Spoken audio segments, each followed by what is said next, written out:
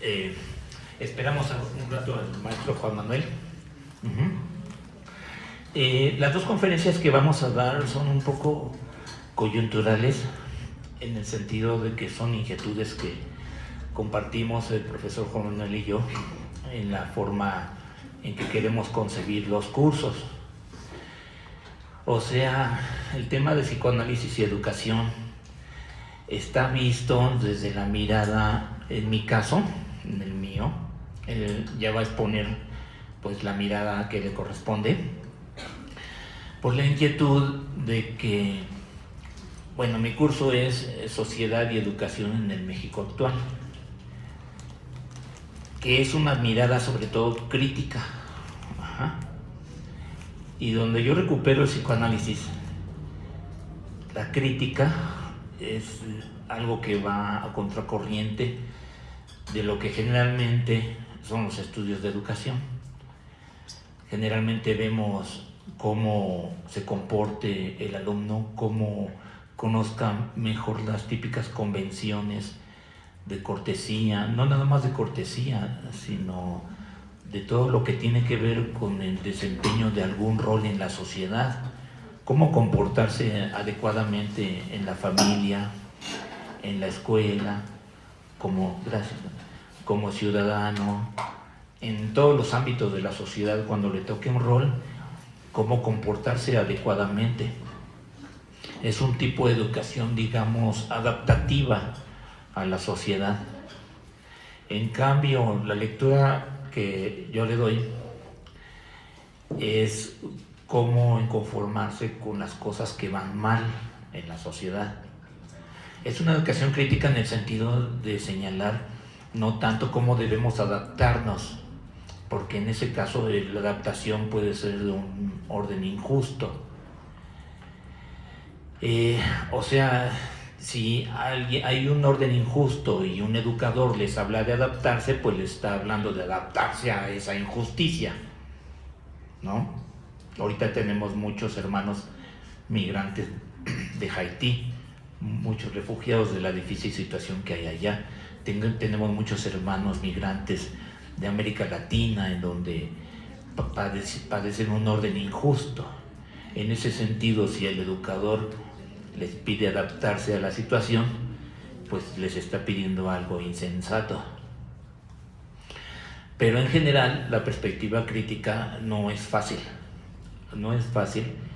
y es de lo que quiero hablar yo, porque en un primer momento uno de los objetivos del curso era pues modificar actitudes, hacerlos más críticos, cambiarlos en general de conformarse con las situaciones que van mal. Yo creo que a raíz de darme cuenta de que esto es un objetivo muy ambicioso, acá adelante ahí, todavía, es un objetivo muy ambicioso querer modificar no nada más las actitudes ni el modo de pensamiento, sino la persona toda, es algo insensato. Sin embargo, ellos no hay dos lugares aquí, otro allá, otro aquí.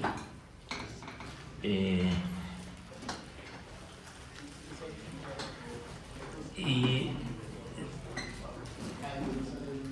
sí, Maite, un favor, si siguen llegando, que traigan su silla de Carlitos, que se las den, ¿no? Ajá. Ya empezaron a llegar. Bueno, sigo. Entonces, ¿qué es el psicoanálisis? ¿Por qué el psicoanálisis es... Siéntate aquí. ¿Por qué el psicoanálisis es crítico? El profesor Juan Manuel va a tener la amabilidad de hacer los comentarios, la crítica, y comentamos un poco de la exposición que ahorita voy a darles. Decía que el psicoanálisis es crítico porque se propone descubrir una cosa que se llama el inconsciente. Muchos dicen que, bueno, hay una corriente ortodoxa que dice que el inconsciente no existe. Sin embargo, si partimos del supuesto de que dentro de nuestras cabecitas existen traumas, y estos traumas no son fáciles de sacar, desde bebé, desde que nos dan nuestras primeras nalgadas, cuando salimos del vientre de nuestras madres, pues es el primer trauma. Pero el psicoanálisis entonces es todo un constructo de lo que sucede, porque ese trauma se queda y se va convirtiendo se va, como dicen, sí, se va transformándose ya de adultos en diferentes cosas, lo típico que le llaman desplazamiento, ¿cuál es la otra? Metonimia, pero vamos por partes. Entonces, de ese primer trauma que es el nacimiento, que es del vientre de la madre, donde estamos muy cómodos y plácidos, y al salir al mundo, pues es una total incertidumbre para los bebés, una total desprotección, como un astronauta que no sabe en qué espacio está, totalmente aislado de esa esfera protectora. Por supuesto que es el origen, y conforme crecemos se va convirtiendo en diferentes cosas. Quizá unos 10 minutos que nos dejaron llorando, o una hora de bebés, se convierte en un trauma más. Algún dolor que pudiera tener el bebé es otro trauma más. Por eso, ante esa inestabilidad, las rutinas son muy importantes para los bebés. No para negar el trauma, sino para que comience precisamente su primera educación en torno a cómo ir tratando ese trauma, que es a través ya según otro psicoanalista que no es el fundador, es Jacques Lacan, porque el fundador fue Sigmund Freud, sino irlo modelando ese trauma a través de lo que le llaman las transiciones entre lo real, lo imaginario y lo simbólico. Lo real es el trauma. No se sabe bien qué viene, no se sabe bien qué es, pero trauma. Y lo imaginario y lo simbólico sería mediante el lenguaje y la imaginación ir no nada más racionalizando, sino formando nuestra relación precisamente con el trauma. ¿Qué tiene que ver todo esto con la crítica? Cuando en el psicoanálisis, parecido a las cosas feas de la sociedad, cuando en el psicoanálisis descubrimos, originariamente está un paciente, está el diván, ¿no? Incluso es muy interesante que no esté mirando cara a cara al analista, el analizado, sino que esté acostado, ¿no? Y diciendo las cosas. ¿Quién no ha visto esa escena, ¿no? Donde el analista está anotando en un papel, está conversando, está preguntando, y el analizado está boca arriba, imaginando, elaborando las respuestas. Pues el tema es de que hay resistencias. Hay resistencias incluso inconscientes. Resistencias a decir que fue eso último que nos ha afectado tanto. Todos tenemos una necesidad de algo, una herida, un deseo de algo. Todos tenemos esa espina que dicen que no estoy bien en el mundo, ¿no? Le llaman una falta, un vacío. Uh-huh.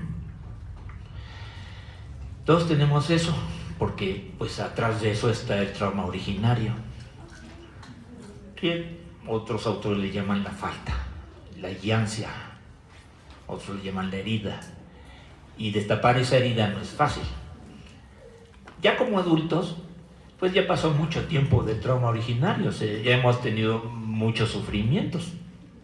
No es de que precisamente seamos mártires o de que hayan sido terribles esos dolores, sino pues nos pasa a todos los seres humanos que la forma en que se va encubriendo esa falta, olvidarla, ya como adultos, pues podemos decir a todos, cada uno de nosotros, ¿cuál es tu último sufrimiento que tuviste? Tu dolor, ¿cuál es? Bueno, el psicoanalista, al preguntar eso, pues hay una resistencia a hablar de eso. En primer lugar, ¿a quién le gusta decir lo más doloroso que me ha pasado en los últimos 10 años es esto. No es fácil decirlo, no es fácil admitirnos vulnerables, débiles. No es fácil eso. Por eso hay una resistencia a confesarlo, ¿no? Sin embargo, existen técnicas para ir venciendo esa resistencia, ¿no? Es precisamente la preocupación de que, pues a lo mejor yo no necesariamente iba, incluso ni en el plano personal, porque el psicoanálisis es el plano social, y también se vale decir, así como en el plano personal todos tenemos algún dolor, también como sociedad podemos decir, como sociedad, hay un dolor como sociedad. Por ejemplo, una muy típica, en la mañana escuchaba a López Obrador que los españoles, decía, los europeos no vinieron a civilizarnos, sino a robarse el oro, a explotarnos. Bueno, es una verdad que casi no se reconoce, ¿no? Los propios europeos tienen mucha resistencia a reconocer que hicieron mucho daño en la época de la conquista, matando mucho nativo, mucha gente originaria, prehispánica. Y es un tema que genera polémica.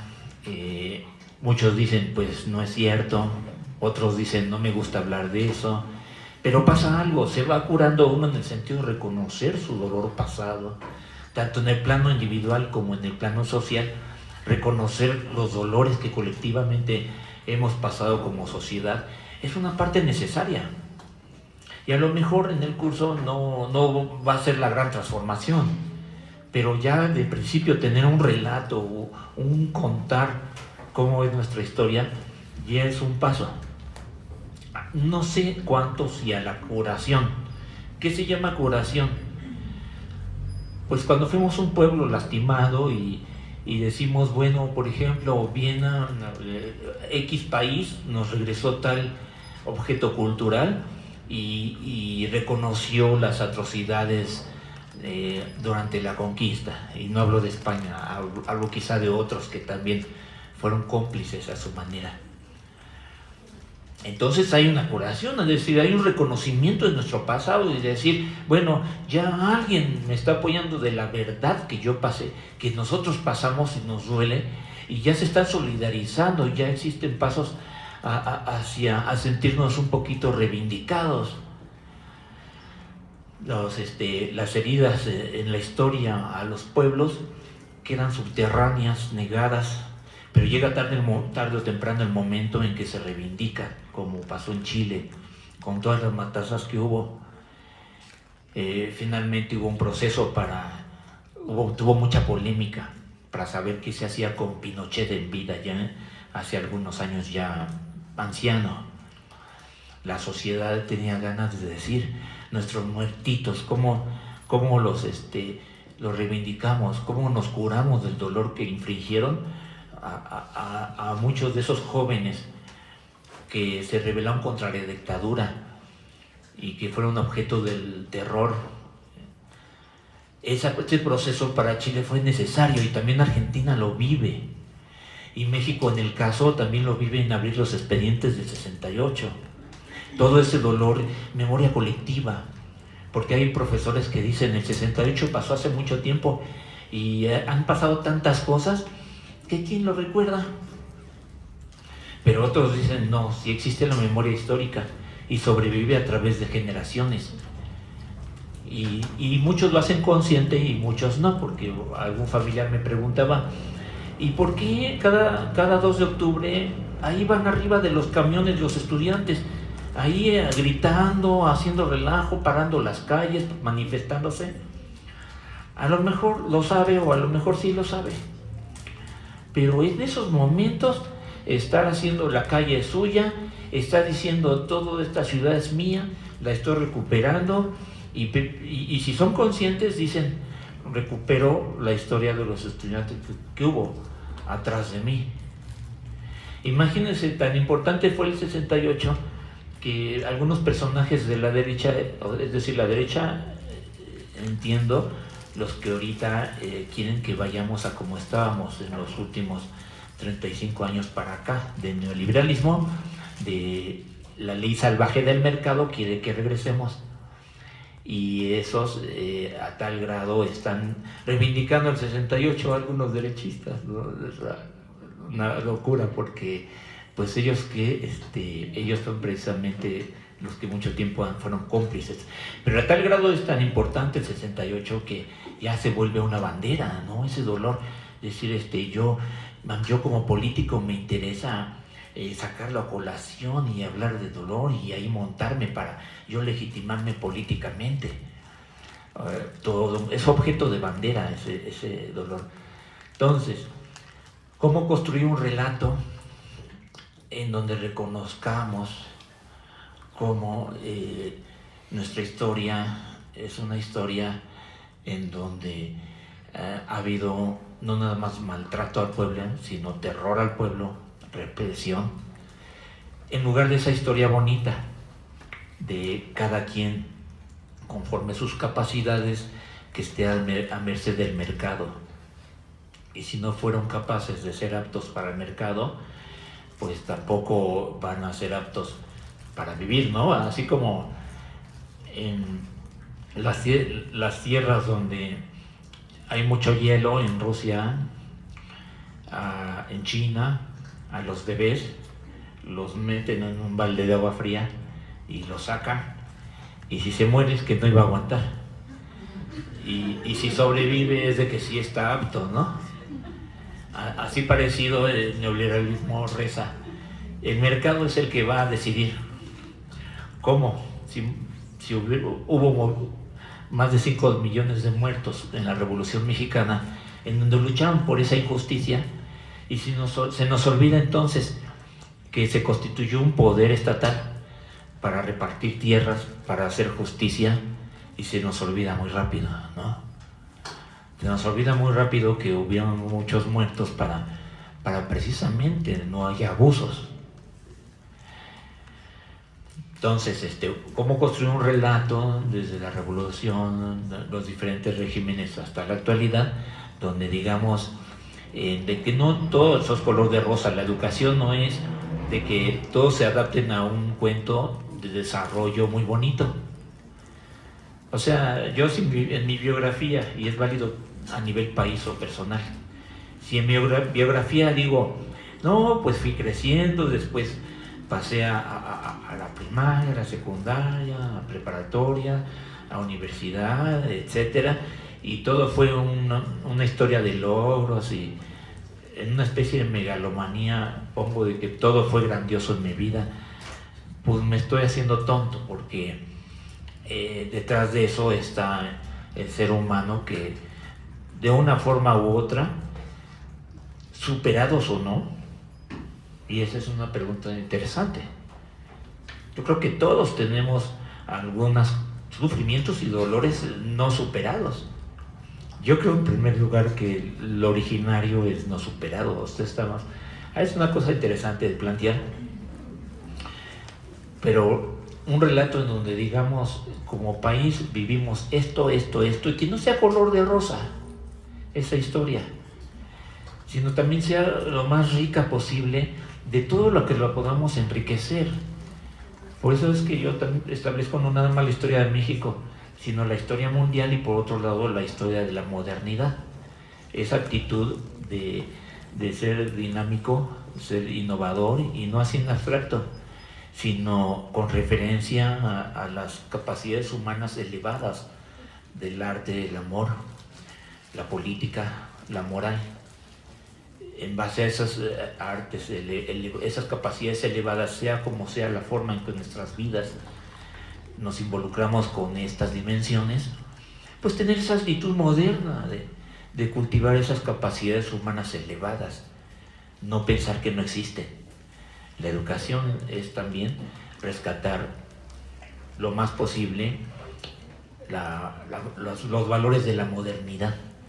¿Y saben qué? No nada más es libertad, justicia, igualdad, sino también es vivienda digna, servicios, salario, calidad de educación, calidad alimenticia, calidad de vida de la interacción con nuestros semejantes.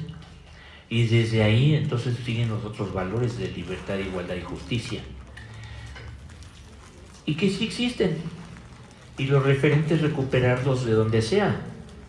En el inconsciente, entonces, una vez que reconocemos esa situación, no es necesaria una regresión desde el momento en que nacimos hasta el momento actual, ¿no? ¿Os imaginan? Nada más basta decir que nuestra relación con esa falta se transforma a través de todas nuestras vidas en torno a lo que llamamos todas las elaboraciones de nuestra imaginación y la capacidad del lenguaje, que es capacidad del ir y venir, de la comunicación con el otro.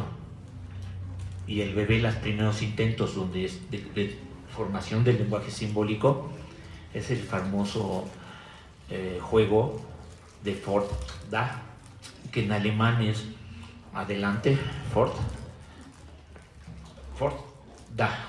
Y entonces avienta un juguete con un hilo, se esconde el juguete, lo jala y aparece y lo atrae hacia así, y lo vuelve a aventar. Es parecido al aquí estoy de los monstruos, que dicen aquí estoy y se ríen, ¿no? Aparece, desaparece.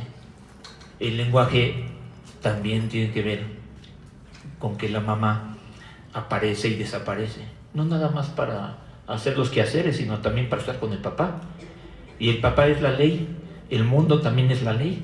El mundo le dice al niño, te robo a tu mamá, y sufre, pero te la devuelvo después, y ya está contento.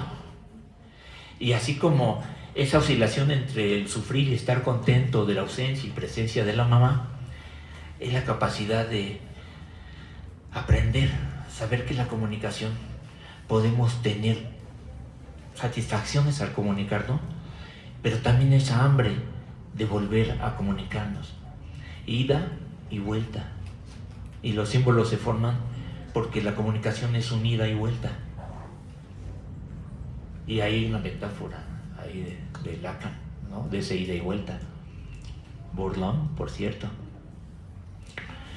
Para el caso, entonces, es cuando esa capacidad de oscilar entre la satisfacción y el deseo, la falta y el llenar la falta, el saber que podemos dar como mensajes y también recibir mensajes, esa capacidad de formación simbólica nos hace culturalmente más potentes.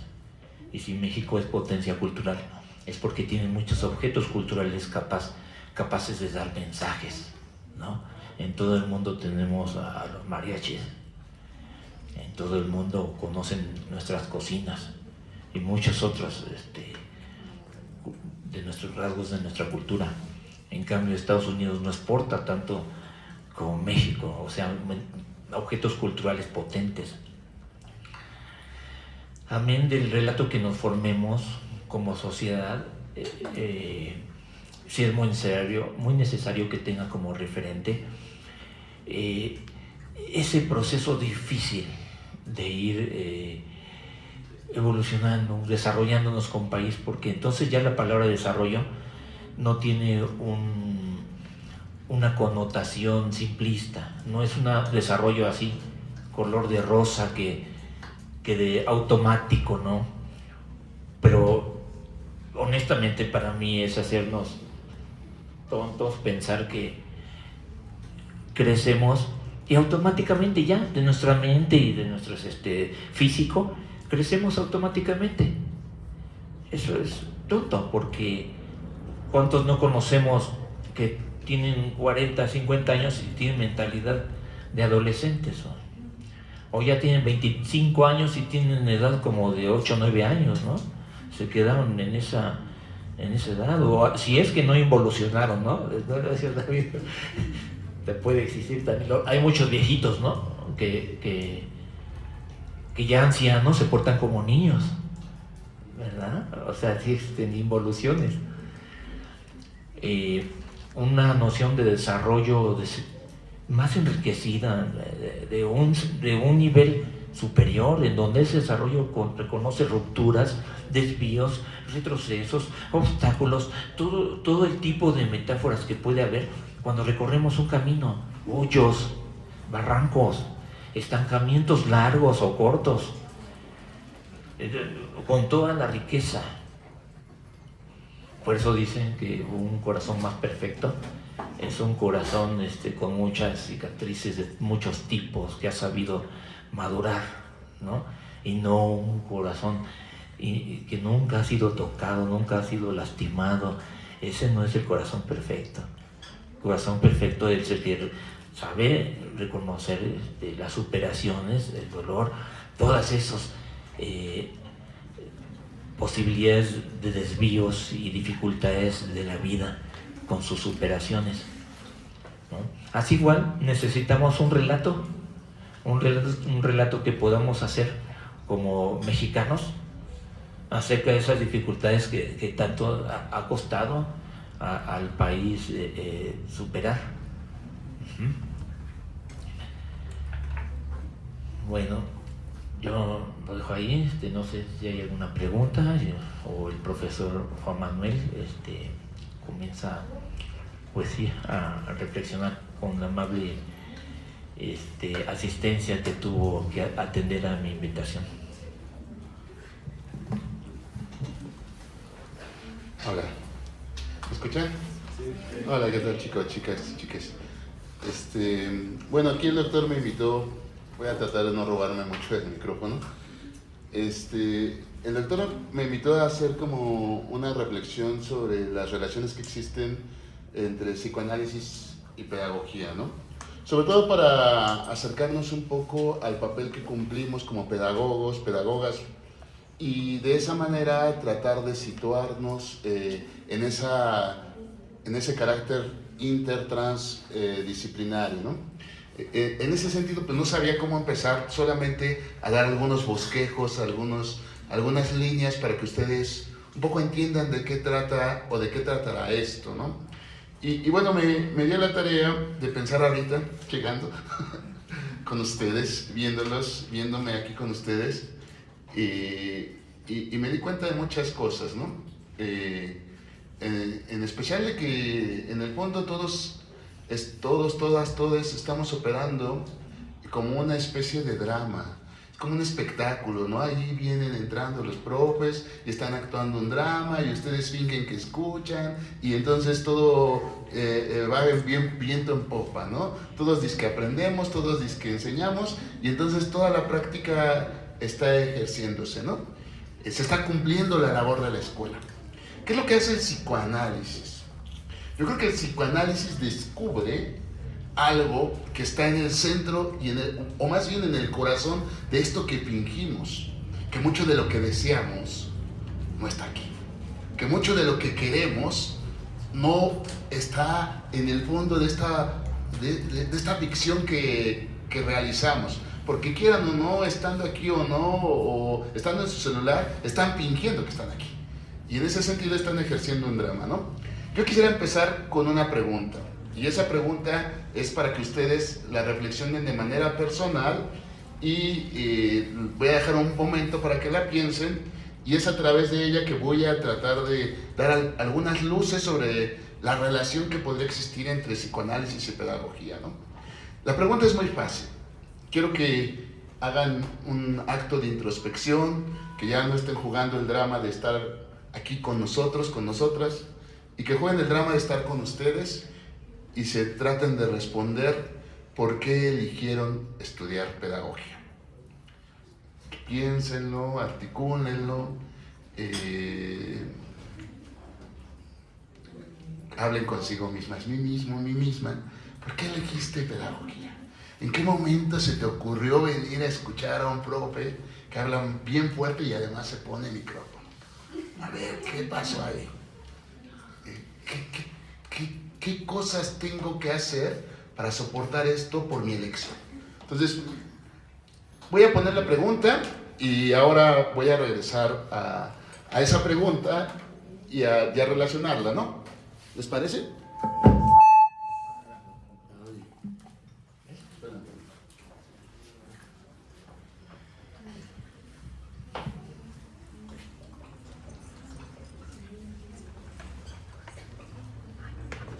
Y la respuesta que sea es válida, ¿eh? La respuesta que sea es válida en el sentido, si es pedagogía y psicología, ¿verdad? Bueno, y psicología educativa, para que no se sientan excluidos. Bueno, hay una relación más clara aquí, ¿no? Entre esto y esto, ¿no? Pero aquí parece ser que no está tan clara. Yo creo que la pregunta, si la están haciendo un efecto de introspección, va a dar mucho sentido en lo que se trata el psicoanálisis y de lo que se trata el acto de enseñar, ¿no? A mis alumnos, alumnas, ya les he dicho muy marcadamente que de los 3 actos más difíciles, más comprometidos y más necesarios en el mundo, quizá sean gobernar. Hay que saber gobernar, hay que saber psicoanalizar y sobre todo hay que saber educar. El educar es uno de los actos más amorosos a la sociedad, más responsables, más comprometidos y por eso más difíciles, ¿eh? Uno no se vuelve educador por el hecho de elegir una carrera. No, uno se vuelve educador cuando pasa esa transición de haber entendido muchas de las cosas que estuvieron detrás de su elección. Y eso tiene que ver con psicoanálisis, eso tiene que ver con compromiso de vida, ¿no? Estoy haciendo muchas palabras para que ustedes sigan pensando. Al fin no me iban a poner atención, entonces sigan pensando en por qué eligieron su carrera, ¿no? ¿Sí? ¿Alguien quiere decirme? ¿Alguien quiere ayudarme a anotar? O yo empiezo a preguntar de manera indiscriminada como el buen profe autoritario que soy.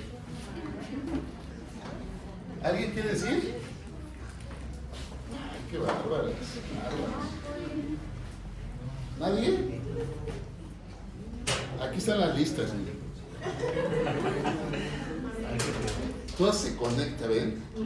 Pero esa conexión, esa forma de articulación del saber, es una forma que no se elige, que está producida por la relación que toman los significantes en el mundo. Y esa relación tiene que ver con algo que el psicoanálisis llamó inconsciente, ¿sí?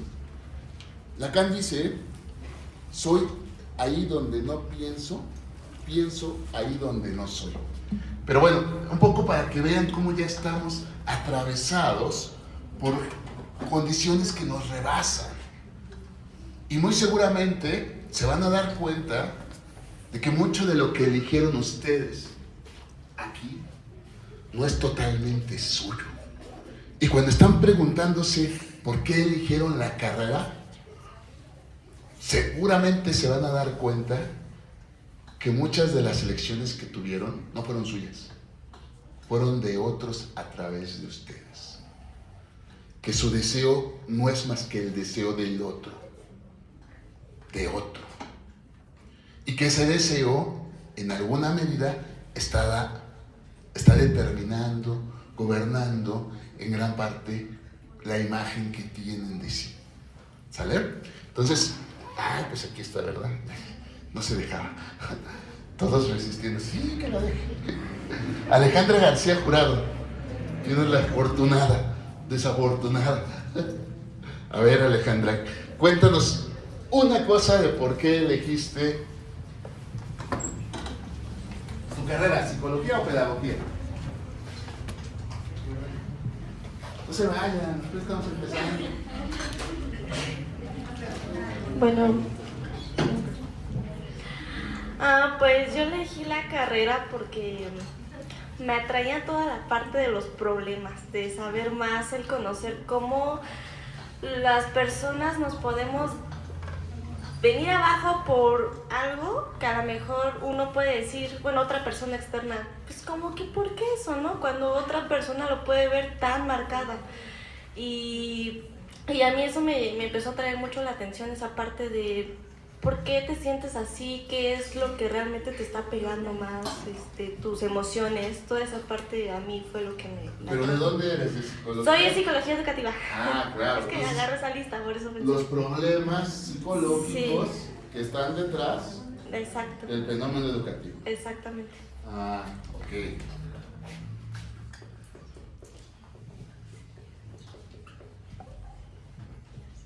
¿Y dónde viste eso y por qué la inquietud de esos problemas? Pues lo vi con amistades, en la escuela, en el hogar, justamente, pues mi hermano en personal realmente fue yo Bien. como que lo veía, lo observaba y yo decía, no, pues es que eso no está bien. Y muchos maestros conocidos que si mi hermano se metía en un problema me decían, es que tú no tienes que hacer igual que tu hermano y todo esto. Y eso a mí me llamaba mucho la atención y yo empezaba a analizar mucho, pues, ¿qué hace mi hermano, no? ¿Qué hace como para que realmente todos me digan, tú no vayas a ser como él? Entonces yo analizaba mucho eso y yo analizaba mucho las conductas de mi hermano y como que él fue el que me atrajo así como de, no está bien, no quiero ser en parte como tú, pero sí, la verdad sí. Y porque si lo escucharon bien, era el otro sociedad, que le decía, entiende a tu hermano para no ser como él. Exacto, sí. Entonces, ¿de dónde emana su deseo? De esos otros, ¿no? Y es importantísimo entenderlo, porque no solamente muchas gracias, Ale, no solamente es el punto central de toda idea psicoanalítica, es el punto central de la educación.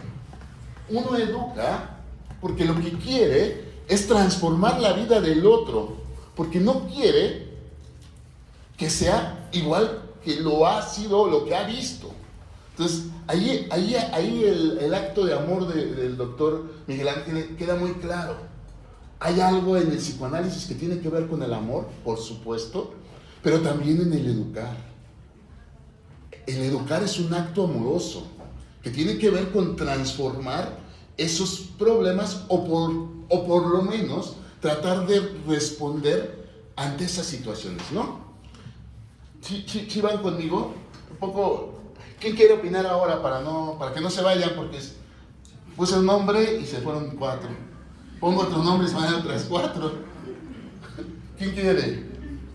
¿Alguien que diga algo distinto? A ver, señorita, ¿cómo se llama? Natalia. Hola, Natalia. Ale y Natalia, ¿no? Ya tienen 10 en mi materia, pero yo no les doy. Bueno, yo soy de la carrera Por eso no les pregunté. de pedagogía y Hola. quise meterme a la carrera sin saber lo que era la carrera. Yo ya daba clases de arte y lo que necesitaba era saber cuáles eran las bases para poder enseñar.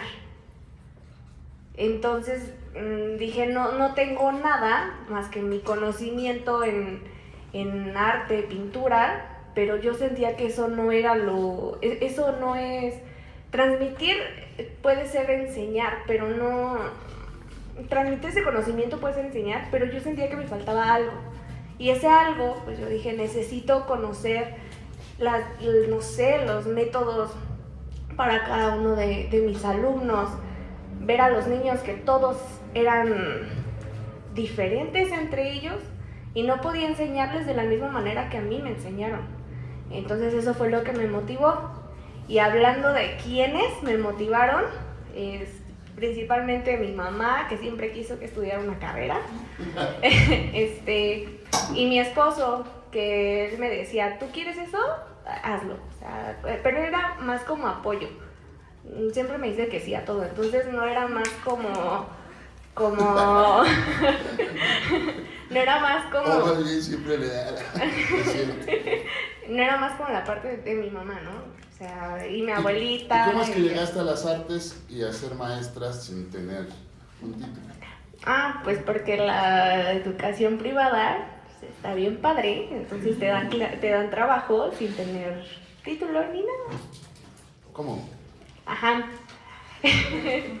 toda la familia de mi esposo estaba en estudió en una escuela católica. Entonces, regresándome, pues yo soy tatuadora, cuando gusten. Comercial, ¿no? También su deseo no es la clase, sino el negocio, ¿no? Entonces, por eso tenía todo ese conocimiento en arte.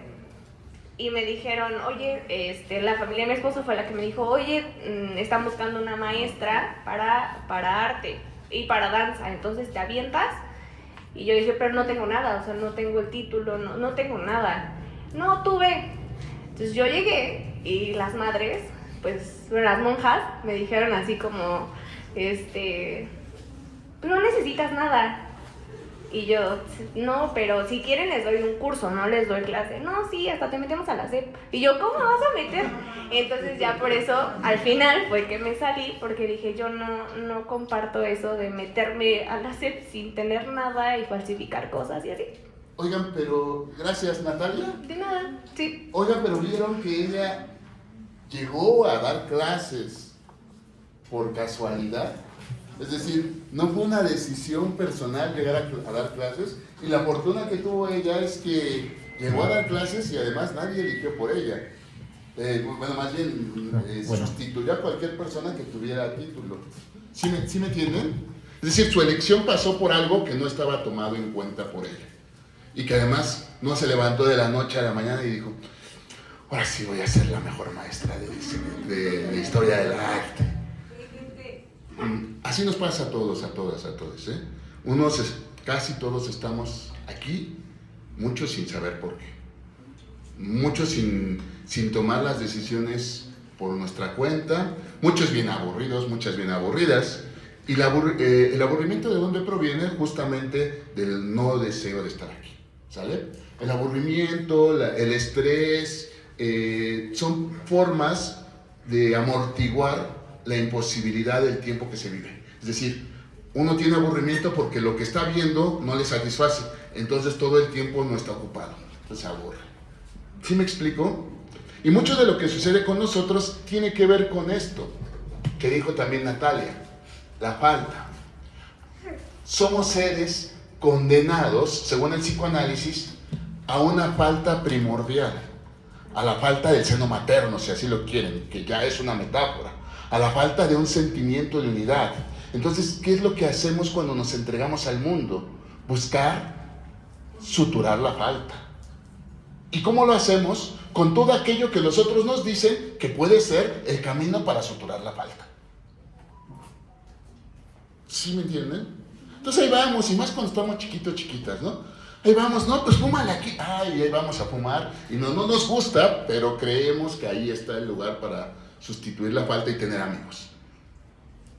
Y podemos hacer infinitas cosas en la juventud para poder suturar esas faltas, ¿no?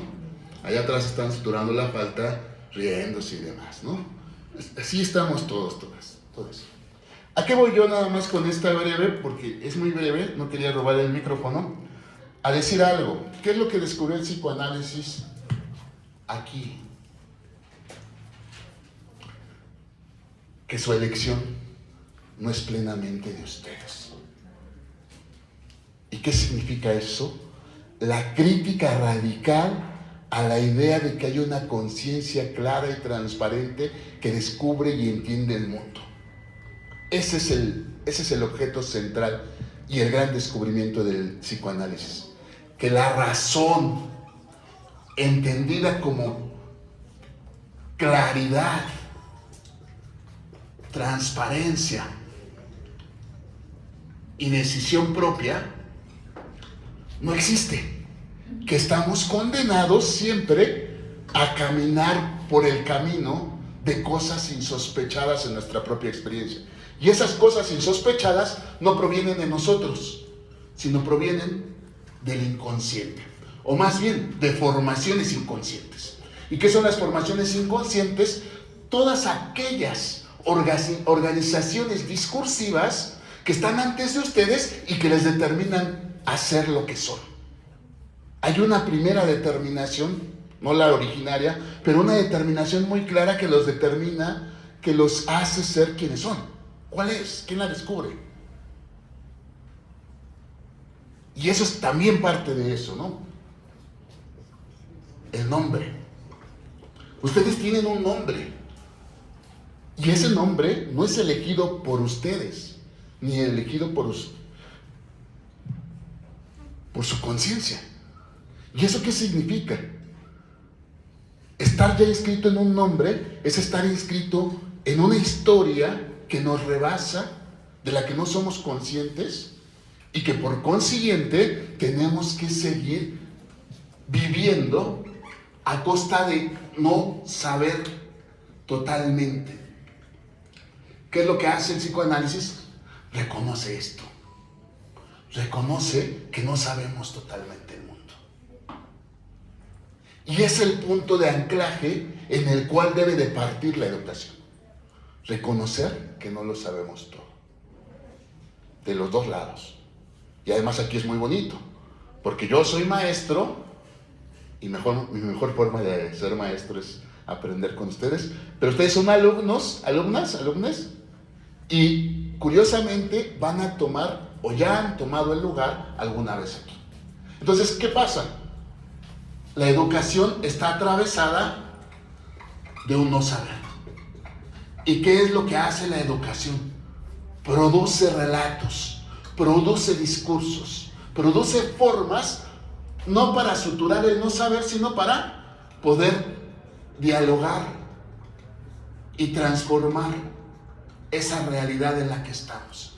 ¿Para qué queremos transformar el no saber? Como lo dijo muy bien Ale, pues para no repetir lo que hacemos. ¿Para qué quieres ir al psicoanálisis y reconocer qué tipo de hombres, mujeres te gustan? Bueno, pues para no repetir el macho violento que todas las veces repito. ¿Me entienden? El efecto del psicoanálisis es también, o debería de ser, el efecto de la educación. ¿Para qué estudie educación? Para no repetir los males ahora no internos. ¿Cuáles son los males con los cuales se enfrenta el educador? ¿Quién me ayuda? Ya estamos descubriendo cosas. El psicoanalista trata de descubrir los traumas con los que se enfrenta el alumno, el paciente, el analizado, ¿sí? ¿Con qué se enfrenta el educador cuando va a trabajar?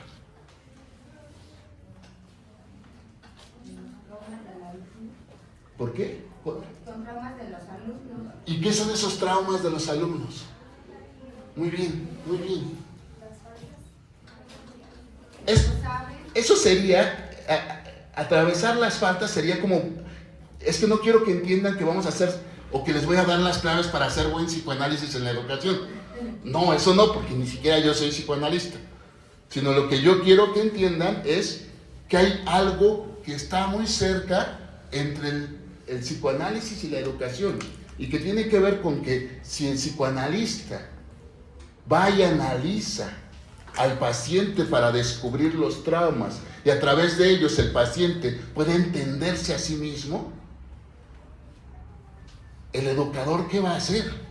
¿O cuál sería la verdadera función del educador? ¿Estar detrás de ustedes diciéndoles, aprendan, por favor, porque los necesitan? ¿O cuál es el verdadero papel del educador? Que es nuestro trabajo de toda la vida. ¿Hacernos ver nuestras deficiencias? Hacer ver las deficiencias en la práctica de la enseñanza de los alumnos, pero que también hagan que los alumnos sean capaces de ver sus propias deficiencias.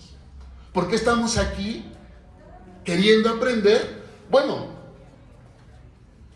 porque medianamente aspiramos a algo.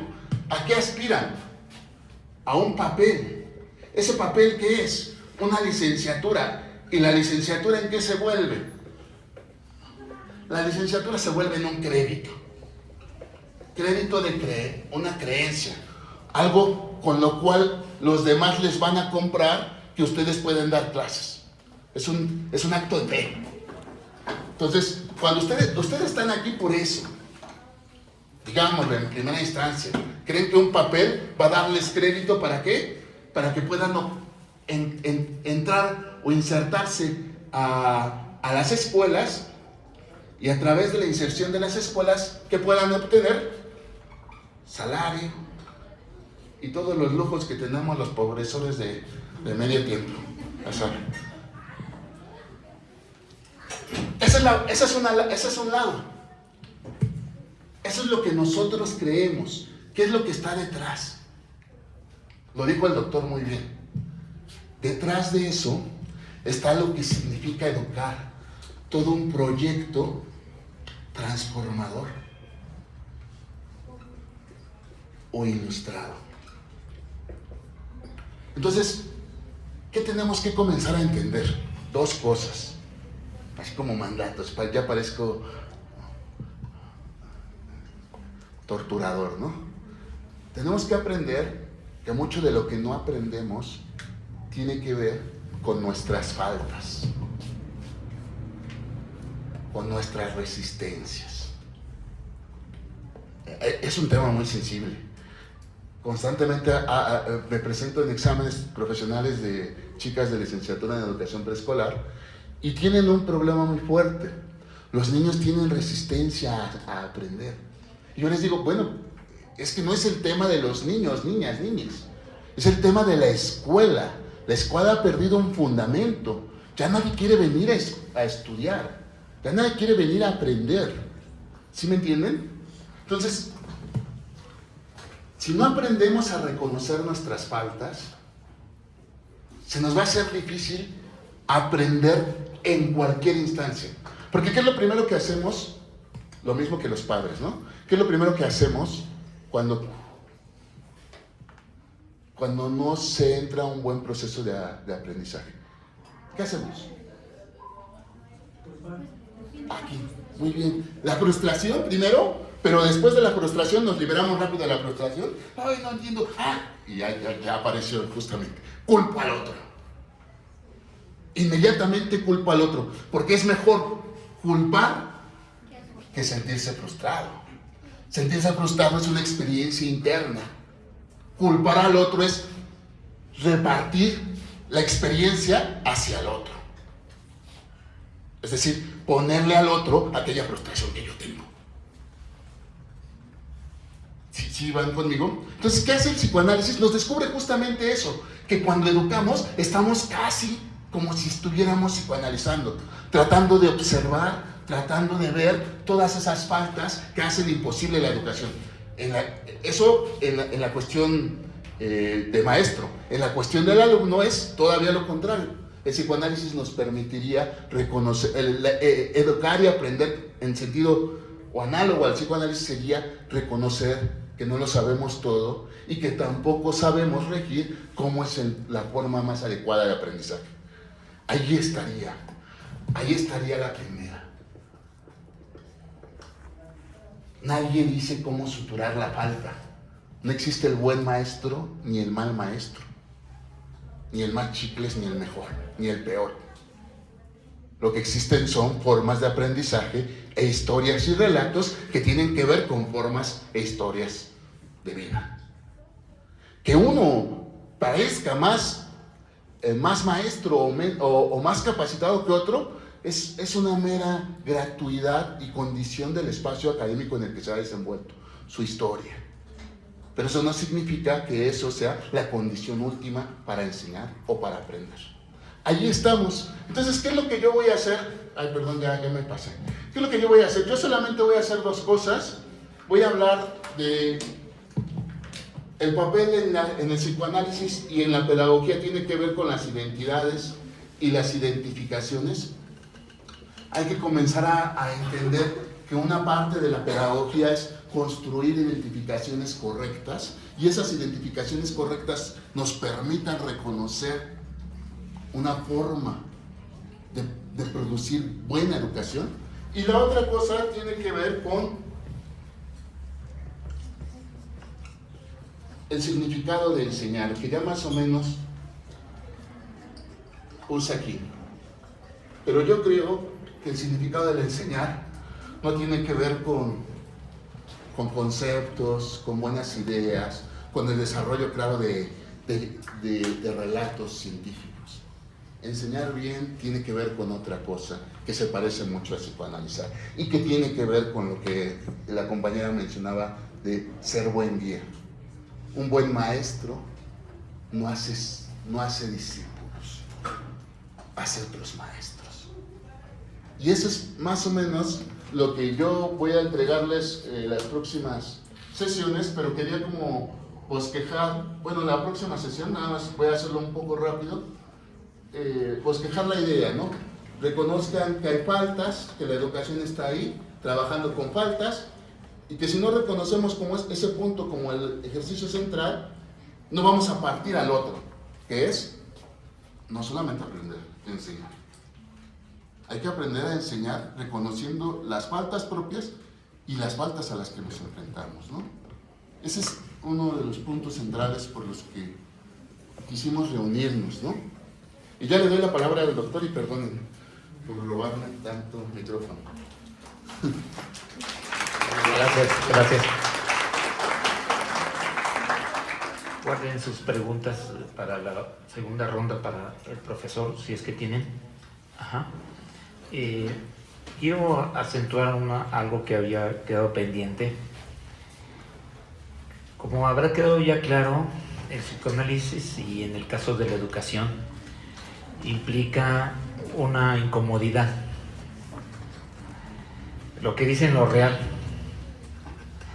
Implica el dolor, y que muchas veces es la huida ante el dolor de reconocernos con faltas o deficientes. Pues huimos, preferimos, pues toda nuestra vida está construida en torno a una imagen aceptable de nosotros mismos, y en cambio llega el psicoanalista o llega el descubrimiento, todo ese trabajo con el inconsciente, y nos vemos horrorosamente otras personas que no queremos ser. Ese dolor nos trae una dimensión muy interesante en las clases. Ajá. Que es la de sentirse incómodo, que es la de sentirse con ganas de huir, pero no por aburrimiento, ni porque nos hayan dicho, ni porque ni porque sientamos que no es nuestro deseo estar ahí, sino peor aún, porque no queremos ser diferentes a lo que somos, ¿no? Entonces ahí es donde viene, decía Sócrates que la profesión más parecida a la suya era el de ser la partera, porque el prototipo de la filosofía del psicoanálisis es el banquete de Platón, que trata sobre el amor. Se los recomiendo en los diálogos de Platón, la sección del banquete. Si la tarea del filósofo es que los que lo escuchan, lo siguen, aprenden de él, nazca la idea, así como nacen los niños, que nazcan las ideas, y que nazcan los niños es una tarea de dolor, y también es doloroso que nazcan las ideas. Pero desde este punto de vista, si el salón de clases entonces es un lugar donde se provocan las incomodidades y el dolor, y aquí viene, ¿no? ¿Hasta qué punto? Porque no es amor y transferencia, son dos términos así muy interesantes, que está muy lejos de que existe ese sentimiento bonito entre los alumnos mismos, entre el profesor. Es otra cosa. También la transferencia no es de que dos personas o maestros alumnos se sientan acompañados, no es nada de eso. La transferencia es todo ese proceso donde ya el deseo del analista ya es vuelto el deseo del analizado, y luego viceversa.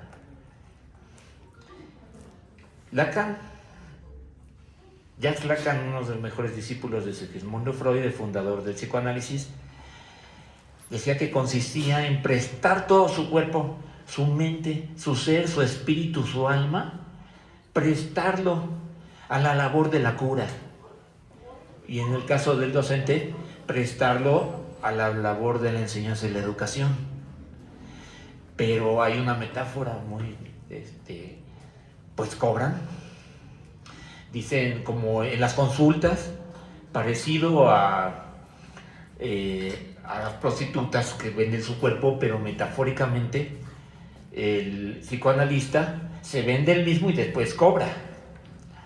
Pero es algo así como dejar ser el instrumento de todo ese aparato psicoanalítico y trabajar dentro de él y dejar un poquito la persona propia y prestar todos sus servicios a la educación.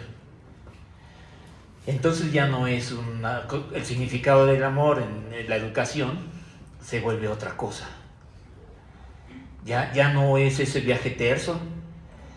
El verdadero amor está impregnado de historias de peleas, ¿no? Pero en los matrimonios que ya cada vez más hay más divorcios, pues a las primeras de cambio ya se está divorciando la gente, ¿no? Ya se enojan de que porque pues dejan los zapatos en la mesa o aplastan la pasta de diente por la mitad, tanta cosa, ¿no? O de que no tienen la cama. Dirían tonterías, ¿no? Pero los matrimonios aprenden a pelear, a superar todas las peleas. Yo creo que es parecido. Y yo, mi estilo me provoca decir más, hay que bronquearse, ¿no? Pero yo no voy al límite, entonces yo no voy al límite porque soy muy consciente de que bronquearse no es una cosa fácil, ¿no? Simplemente los límites de cada quien son los límites de cada quien y hay una parte en donde como profesor digo, bueno, pues hasta aquí está el corte, ¿no? Si el alumno no pudo ir más allá de cierto límite, pues es un criterio de calificación, ¿no? Pero lo crucial no se juega en una rúbrica, en un número, en una calificación. Lo crucial se juega en ese superar los problemas, ¿no? Entonces decía Juan Manuel que es el torturador, y yo me pregunto, pues entonces el síndrome de Estocolmo. El síndrome de Estocolmo está de que amen a su torturador, ¿no? Yo creo que es más una labor de amor y odio. Entonces, las clases no nada más son incómodas, sino son tormentosas. Y hay una metáfora interesante, arremolinadas.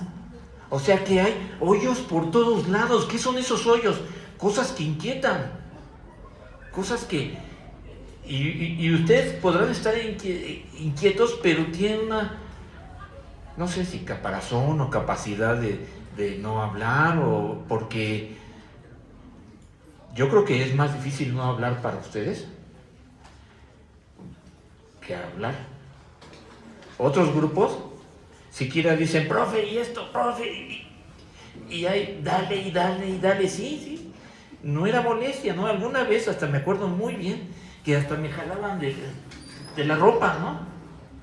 ¿Qué es arremolinar? Arremolinar es provocar por todos lados esos reconocimientos de faltas, provocar incertidumbre, no porque nos perdamos, sino porque después de eso llega la oportunidad de una puerta. Precisamente cuando dice una frase de Hölderlin, donde está el peligro, eso salva. Es igual a la educación. Precisamente donde hay incertidumbre y estamos más como ante una pared, precisamente ahí puede estar la solución. El educador debe decir, aquí hay una puerta, atraviésala. Y muchas veces el educador es el único que la atraviesa, no sé si por ejercicio o por primera vez, y el alumno se queda en el umbral, pero otra vez si se atreve. Entonces es un estilo de educación que rompe con las convenciones, que rompe con paradigma tradicional, en donde incluso, fíjense, decía una alumna hace muchos años, pero ¿cómo va a ser buen maestro si él mismo duda de lo que dice? ¿No? Vaya, si yo estuviera bien seguro así, 100% de lo que digo, no reflexionaba en la frontera de la creación, sino ahí sí sería una imposición. Es más, aquí va otra que viene en los textos de Badiou, que le acabo de dar las copias al profesor, un texto que el filósofo Badiou escribió sobre Lacan. Dice precisamente que la fuerza viene del reconocimiento de la debilidad propia. Y es algo todavía más difícil, que como profesores reconozcan esa debilidad y a partir de ahí tengan la capacidad de estar en la frontera, aprendiendo de esa misma debilidad. O sea, que nunca se va a eliminar. Entonces no somos maestros completos cuando hemos eliminado todos los errores, sino cuando tenemos más experiencia en los más campos posibles, y no por erudición, sino por la capacidad de traspasar fronteras, donde verdaderamente se pone a prueba la capacidad de los docentes. Una capacidad docente es la capacidad de ser modernos, en el sentido de dar ese salto que alguna vez el capitán Cook dijera cuando llegó a las islas de los Trobriand. Si eran las islas de los Trobriand, en Australia, dijo aquí, aquí, aquí, ahora, ahora, ahora. El salto, el famoso salto, ¿no? Bueno, vamos a dar preguntas y respuestas. Gracias.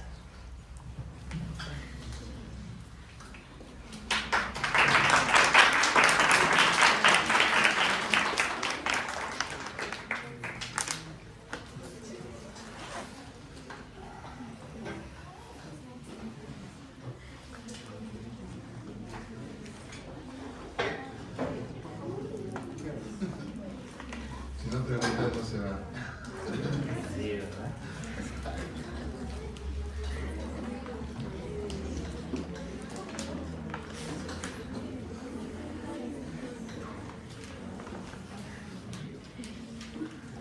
Y no es un saber que uno diga, miren, aquí está la enciclopedia, ahora apréndansela, ahora estudienla paso por paso, sino es una espina donde se dice, a ver, ahí va la espina, ahora háganse responsables de saber cómo relacionarse con ese dolor que provoca la espina.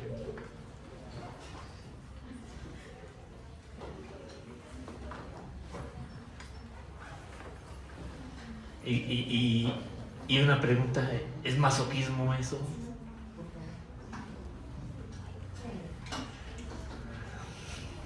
Juan Manuel, ¿es masoquismo espinar a los estudiantes? ¿Masoquismo de ellos? No sé. ¿O sadismo del profesor espinar a los estudiantes? Clavarles una espina de duda, de inquietud, de reconocimiento de la falta. Trae sus connotaciones sadomasoquistas, ¿no? Pero en todo caso, ¿cuáles serían los adjetivos calificativos equilibrados? No sé si tengas algunas palabras.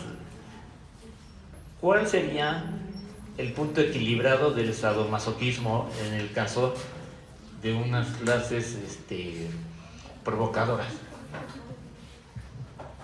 No, yo no sé. Pero está chido tener el micrófono. Siempre con poder, no sé. La verdad es que me inquieta mucho que ustedes no hablen. El psicoanálisis se encarga justamente de volver, de traer a la palabra, es aquello que no se puede hablar. es aquello impronunciable. Uno va a análisis porque no puede decirse las verdades. Entonces tiene que encontrar una mediación para poder decirlo, para poder decir el deseo prohibido incluso para sí mismo, ¿no?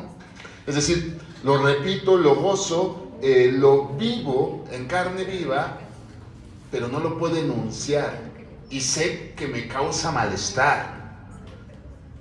Voy a análisis porque a través de ello yo podría enunciar eso que repito, ¿no? Eso que me martiriza.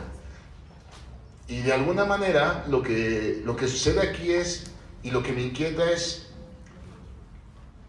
hay martirio en estudiar, hay una especie de sufrimiento, dolor o gracia o alegría, pero ¿qué hace que ustedes no rompan el núcleo de maestro-alumno, maestro-alumna, maestro-alumne? Es decir, maestra, que siempre se reproduzca la práctica de la desigualdad. Es decir, a mí me espanta que cuando yo esté enseñando, les esté enseñando a obedecer, a que se queden callados, a que no digan nada. A mí me espanta ver eso, porque entonces sí soy el torturador, sí soy el que hace que todos los demás vayan a la escuela, vayan fuera de la escuela y reproduzcan lo que aquí aprenden, a ser obedientes, a ser esclavos. Ahí sí me preocupa, y me preocupa verlo en ustedes. No hay inquietudes, o pregunto más bien, no hay inquietudes, no hay deseos, por lo menos decir, ya cállese pinche viejo payaso. Cualquier inquietud que haya es más válida que ese deseo de permanecer callados. No sé si lo transmito o puedo hacer algo.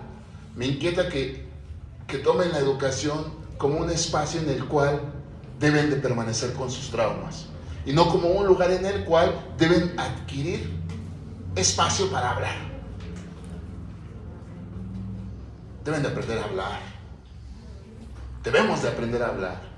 Entonces, por eso quizá abrir las preguntas es abrir también a lo que se les ocurre después de esto. ¿Qué es lo que piensan? ¿Qué asocian? Asocian libremente. Aquí cuando están pensando con nosotros, cuando están compadeciendo o padeciendo con nosotros. ¿Qué están asociando, chicas, chicos, chiques? ¿Qué están pensando? ¿Qué están viviendo? Es importante. Porque eso es lo que van a hacer ustedes después. No por mí. Igual hay que reconocer que en estos temas hace falta el contenido. Y por ejemplo, cuando hablamos de criterios de calificación, qué rápido y fácil está el contenido, ¿verdad? Y qué rápido están las participaciones, ¿no? Las rúbricas se vuelven así el punto así simbólico, ¿no? Y luego al final ni quien vea el certificado final, ¿no? Ni el promedio, nada más les interesa ver el título o la cédula. Pero sí importa el promedio. Pues en muchos trabajos, al menos cuando pasé a maestría y doctorado, pues no pasé con muy buen promedio, pero pasé. ¿No? Pero yo creo que ahí importó más los exámenes que hice. Pero bueno, vamos al punto B. Porque para ese sufrimiento necesita haber un contenido y un pretexto, y ya será quizá la clase que viene ese pretexto de contenido y vamos a hacer el ejercicio. Pero vamos a hacer una especulación, una imaginación. Aquí supuestamente dice el profesor Juan Manuel, y es cierto, el silencio es una especie de reproducción de la obediencia. ¿Cuál es lo que hay detrás de eso? Vamos a ponerlo en un lenguaje del sufrimiento, pero de las actitudes ante el sufrimiento. Está la neurosis, la psicosis, ¿cuál es? La perversión. Ajá. yo me sé muy bien cómo va la neurosis y la psicosis. Y hasta podría decir esas alteraciones, como dice un amigo común, Abud, Juan José Abud es un amigo por el que nos conocimos, Juan Manuel y yo. Dice, lo mejor que te puede pasar es ser un neuroasténico. La neurosis es lo mejor que te puede pasar. Es precisamente la que menos he estudiado, pero me ha ayudado mucho el conocer mucho, no exagero, no soy experto, pero sí la psicosis y la perversión trata de que, por ejemplo, aquí en este salón diría, voy a castigar con más silencio a esta autoridad que está aquí, ¿no? O sea, el perverso ante el amo se la quiere hacer difícil y hay un deseo inconsciente de ser castigado y existe un placer-dolor cuando se le castiga. Conozco, una vez me tocó ver así casi el caso perfecto de la perversión en una alumna, ¿no? Hasta toda la mirada perversa. Bueno, pero en el sentido de, a ver, ahora qué haces, qué tal, ¿no? Y estoy seguro que la castiga a su papá, la castiga a su mamá, y más lo goza. Y me platicaron unas cosas de su vida que efectivamente lo gozaba. Esa es una historia que está debajo de todas estas apariencias. Ahora, si no son perversos, a lo mejor no son perversos con la ley, de forma que digan, te provoco y después voy a tener el goce de que me castigues. A lo mejor son psicóticos. Y entonces ahí es, no, pues huyo, este cuate me va a estar persiguiendo. Hasta con las calificaciones tengo que estar corriendo o le corro porque si no me va a alcanzar y tengo que tener buena calificación. El psicótico se hace historias de que lo persiguen, de que entonces en ese caso no sería tanto de que reten a la autoridad o al papá o al amo o al profesor o a Juan Manuel y a mí, sino ya de decir a ver cómo nos deshacemos de estos. Ya. Y ya vamos hablando con la verdad poco a poco. Pero entonces hablar de la verdad es precisamente el estar a partir de ese punto desatando las reflexiones, porque de ahí sigue todo, ¿verdad? Aquí no nos han castigado ni tampoco han huido, pero ganas no faltan, ¿no? Entonces, ¿qué es neurosis? Porque en uno se enfrentan a la autoridad, violan la ley a propósito para ser castigados, y en el otro huyen a la ley, no la reconocen, no reconocen la autoridad. Esas son dos alteraciones cuando el bebé cuando la mamá no tiene papá, de que se la robe un rato y entonces la mamá se lo come y entonces tiene terror y huye de la mamá porque es la devoradora. No hubo papá que le pusiera freno a esa omnipresencia, omnipotencia de la mamá que se traga al bebé, metafóricamente hablando. Y en el caso contrario, pues la ausencia total, el papá que está omnipresente y aplasta la existencia del bebé, y el bebé se revela queriendo castigar a su vez al papá y a sí mismo. ¿Y cuál es la saludable? La saludable es la neurosis, y yo hablaba de resistencia, no creo qué palabra dijo Juan Manuel. Bueno, yo le pondría irritación.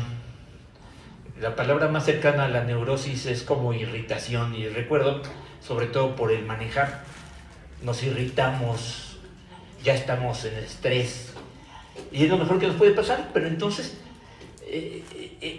no hay concepto de salud y perfección en el psicoanálisis. El psicoanálisis es evitar lo peor, y yo creo que han evitado lo peor porque se han irritado en lugar de castigarnos o echarse a correr, ¿no? Va bien, Por eso. Digo, va bien. Ahí tiene una pregunta. Ajá.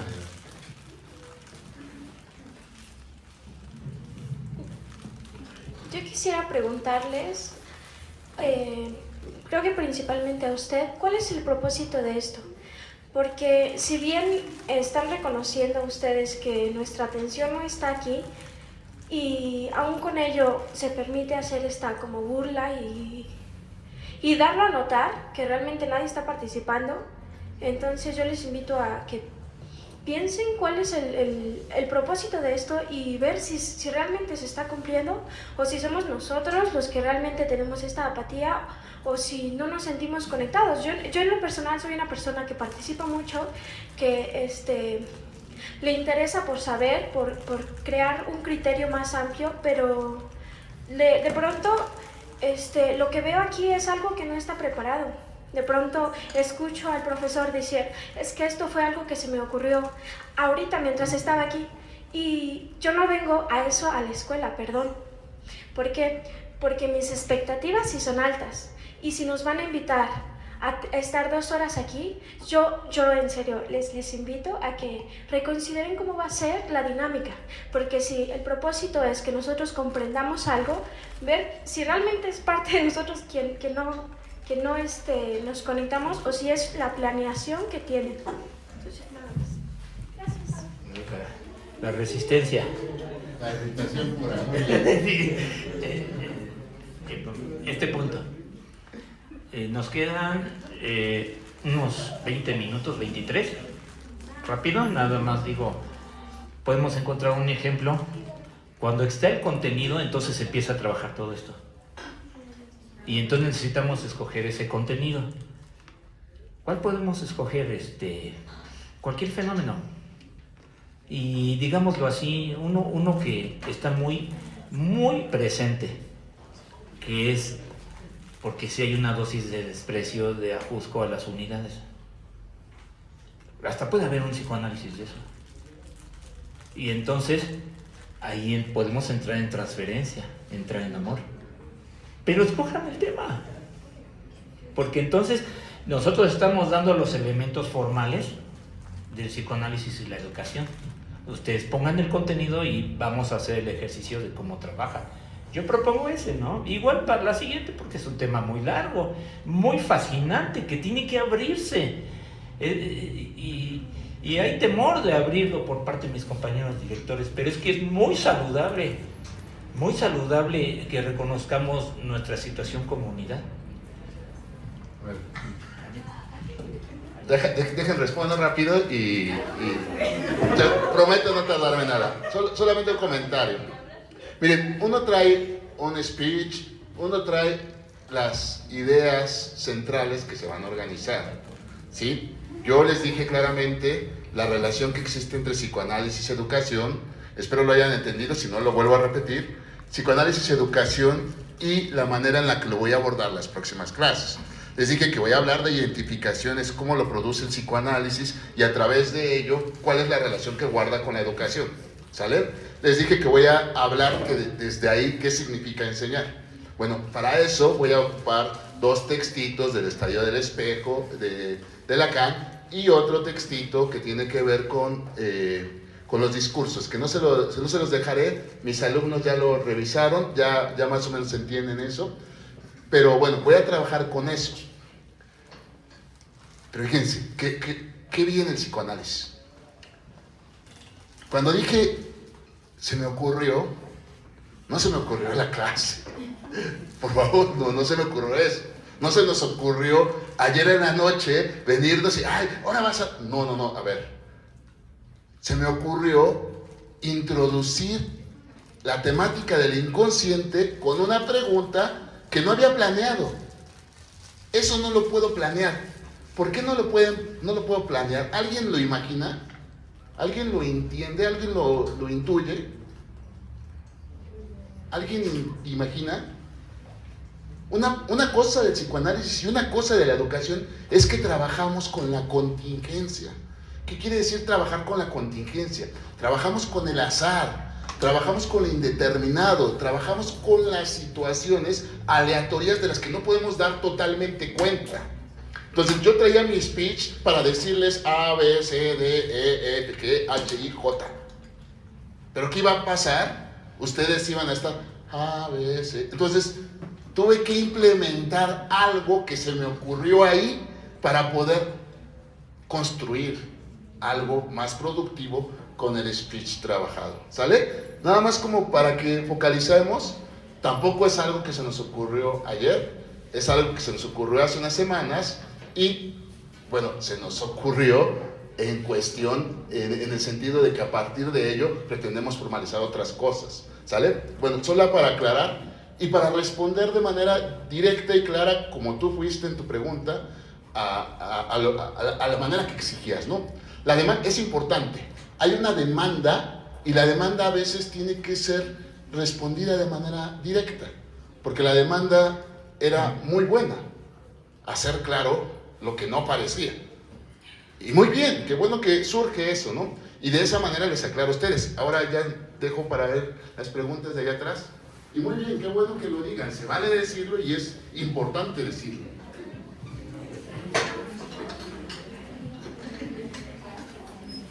Ay, gracias, profe.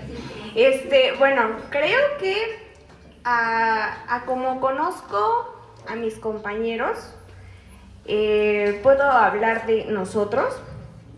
La participación realmente no creo que dependa de ustedes, porque a mi punto de vista, ustedes lo estaban dando todo, ambos.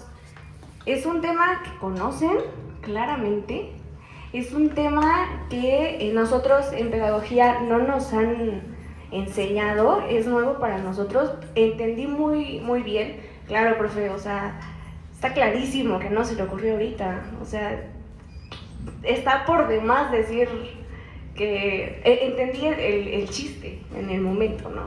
O sea, nada más es como utilizar la lógica un poquito. Bueno, en cuestión, repito, a mi grupo, las participaciones se van dando con la confianza. Ustedes son profesores que no nos han dado clase, no hemos tenido contacto directo con ustedes. La mayoría de nosotros estamos, o al menos mis amigas cercanas, estamos ansiosas de que nos den clase.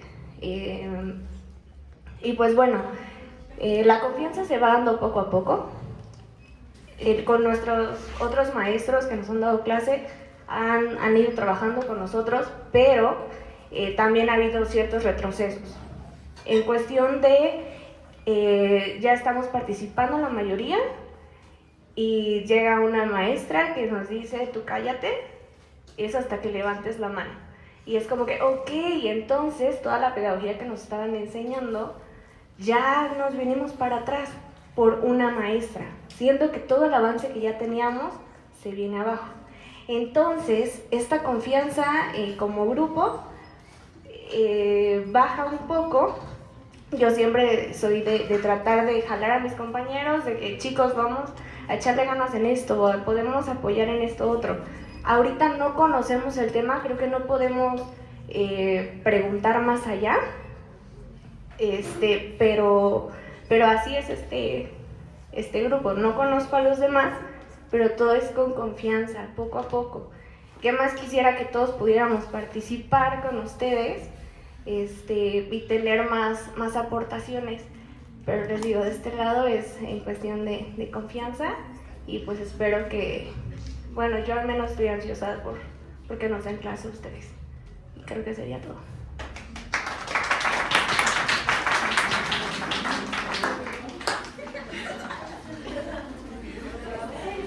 Ya, suéltense.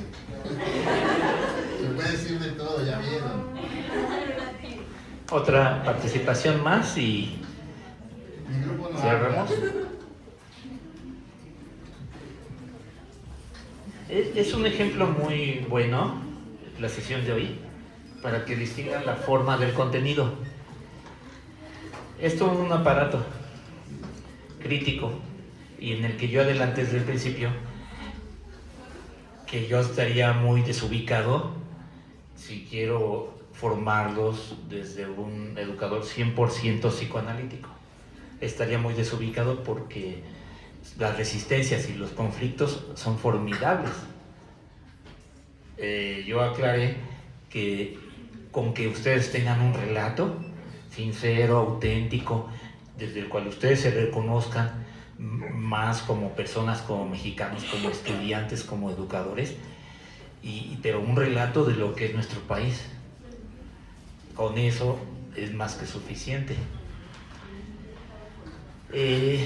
Y por eso esta sesión apartada, porque es como decir, bueno, aquí es donde nos convertimos, aspiramos en este espacio, no me refiero a los salones de allá, en alborotadores, en donde provocamos la revuelta, los remolinos. Por eso precisamente fue un espacio aparte. Y obviamente, para hacerlo completamente necesitamos el contenido. Por ejemplo, por decirlo así,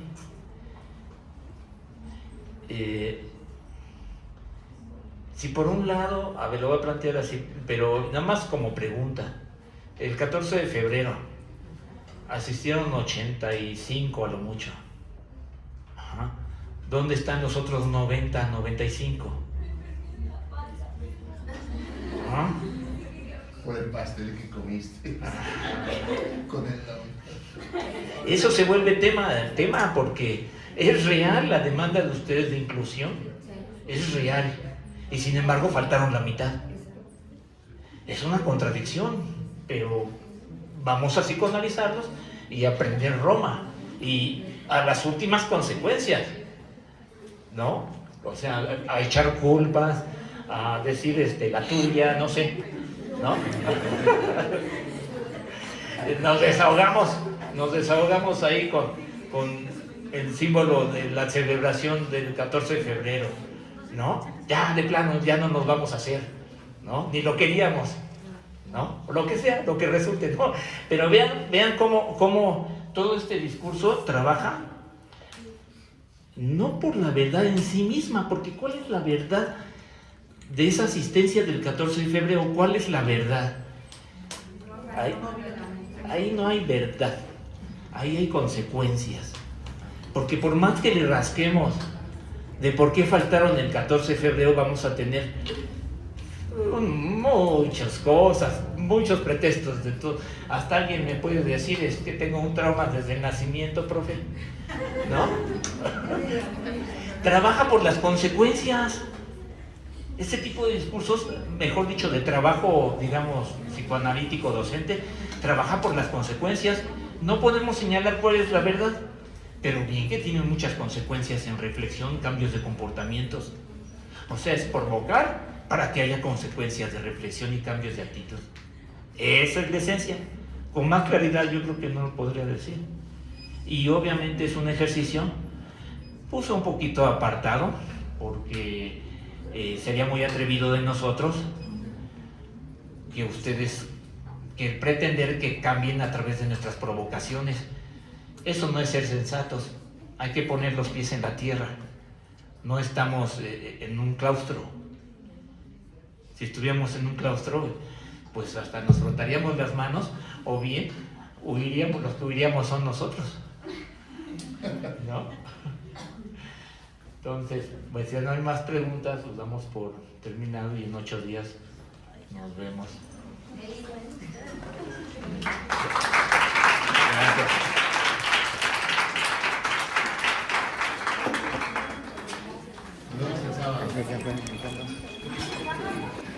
¿Qué pasó?